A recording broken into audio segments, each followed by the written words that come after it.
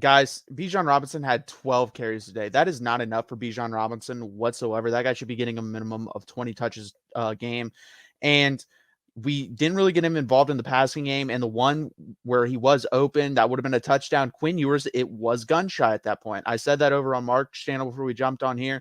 Quinn Ewers was 100% gun shy after missing some of the throws down the field. I believe he was not confident in himself enough to pull that trigger, which is really sad to see and also could hinder the development a lot. Would you agree with that, D4, that he was gun shy on that, or what do you think happened there? Yeah, and to be gun shy on what, a 25, 30 yard Not pass. even that, like 20. Yeah, that says a lot about uh his mentality at that point in the game. He had time to see it. Quarterbacks like him, you're always scanning the field.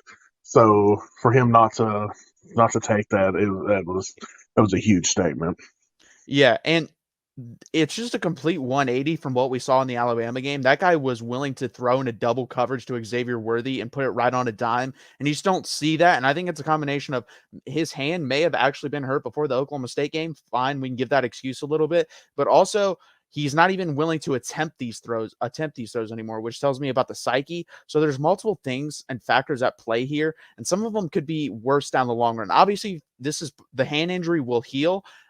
A mental thing may not heal, and that really scares me going forward, because Hudson Card probably will not be in this program going forward after this year. So you're going to have to rely on Quinn Ewers. You have hitched your wagon to this guy to be the quarterback the end of this year and then building block next year, because next year is the big year, guys. This team has to be in the top 3 in the Big 12, in my opinion. They have to. If they're not in the top 3, that it is a failed season. What I mean by that, they should be in the Big 12 championship, but right now I'll say top 3. But you have to be in that conversation more than you are this year. We have to be leading that conversation. Like, we're kind of on the peripheral right now. TCU is the obvious. Kansas State is number 2 right now. We're in the mix with number 3. We have to now rely on a Kansas State loss, and I really don't see that happening down the stretch.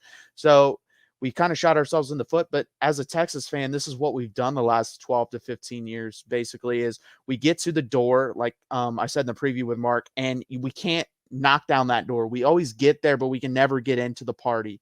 And it just sucks to be at this point and continuously be at this point. You're right. We don't get to the door and go through it. We get it kicked back in our face. Yeah.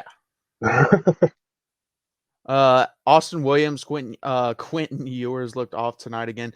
Yeah, he did look off multiple times, multiple throws.